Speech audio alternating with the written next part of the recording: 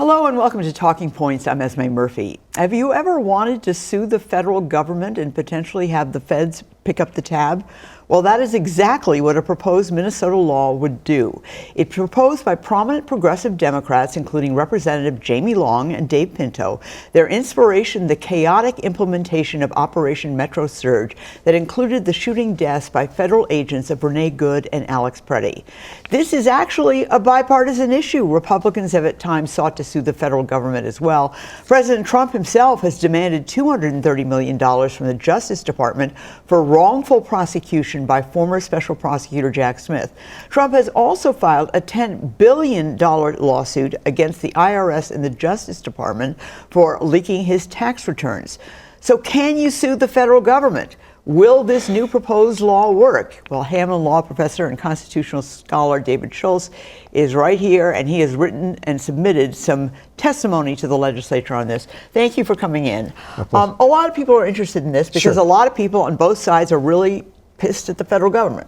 Yes, yeah, and there's two different ways of thinking about suing the federal government or getting damages against the federal government. One is through the federal government, and basically either if you're claiming a constitutional right, trying to sue them for a constitutional violation, or if you claim that property was damaged, you can go through what's called basically the Federal Court of Claims. Neither of them are easy to win at this point. Right. They're very complicated. Because there are a lot of people here who were involved in, whatever you want to call it, protesting, monitoring during Operation Surge that had cars damaged, that had fences damaged, that sustained injuries. They had to go to the doctor. Do those people have any kind of recourse? Is it even possible that a law like this could help? Well, first off, first talk about why the law may be necessary here. Is that if you're claiming, for example, let's say your car was damaged or something, you have to file a report, with the agency that you claim damaged your property. Let's say it's ICE or something. You've got to get the estimates, detail the incidents, et cetera, submit it to them. They've got time to investigate it, and they might reject your claim, and then eventually maybe you get to go to... It's a real pain. It's a pain. I was going to say, for any of us who've ever had, let's say, like a roof damaged or a car damaged, all the work we have to go through, multiply that even X number of times. And so right now people are saying that going through the federal process for collecting damages, or again, claiming your rights were violated, is a very difficult measure to do. So instead, what's being proposed at the state level is that maybe you could sue at the state level in state court for violations of federal law. We're not talking about violations of state law, but using the state court system as a way of suing for federal violations. And that's an interesting possibility, but it faces clearly a lot of hurdles. All right.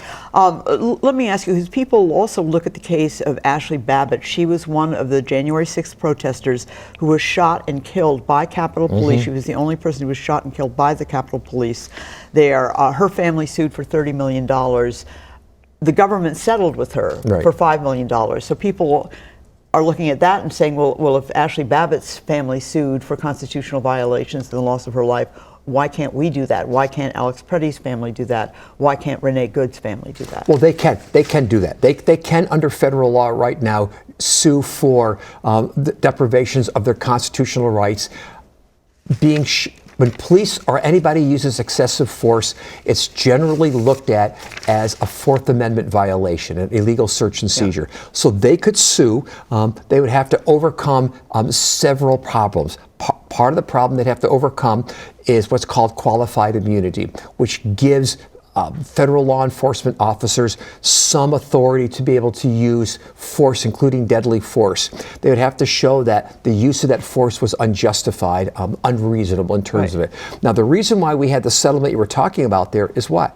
They settled. The federal government actually settled. The Trump administration wanted to settle. So they did, yeah. But if the Trump administration had said, no, we're going to fight you on this one, this would have had to been fought in the courts, and we don't know what would have happened at that point. All right. And Ashley Babbitt's family, I believe, was also awarded some attorney's fees. Correct. And that's one of the things that it's very expensive to file a lawsuit against, or try to file a lawsuit against somebody. Yeah, exactly. And so, again, the proposal that's being floated at the state legislature is to say that maybe what you could do now is, given how difficult it is to file in state court to be able to bring some kind of lawsuits. Again, arguing for violations of federal law, but using the state court system as a process. Okay. Now, there are hurdles to that also, because there's this whole concept called the Supremacy Clause that generally makes it difficult for states to be able to hold the federal government responsible. Basically, federal law, no pun intended, trumps state law.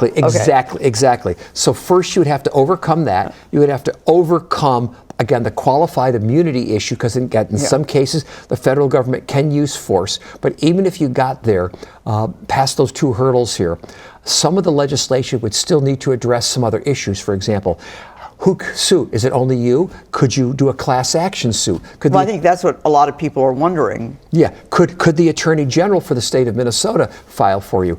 How many years? Is there a statute of limitations issue? What type of damages? And so these are the kind of questions that need to be addressed. And again, without sort of self-promoting here, part of the testimony that I submitted to the state is to say that we need to think about those other questions when empowering or trying to empower the use of the state courts to collect against the federal government. There are 8 U.S. senators who have been trying to sue the federal government for $500,000 each for a breach of their phone records as part of the Jack Smith investigation. The House has shut that down, but they say that they're due this. It's not clear if they're going to be able to collect, because there's been a lot of backlash.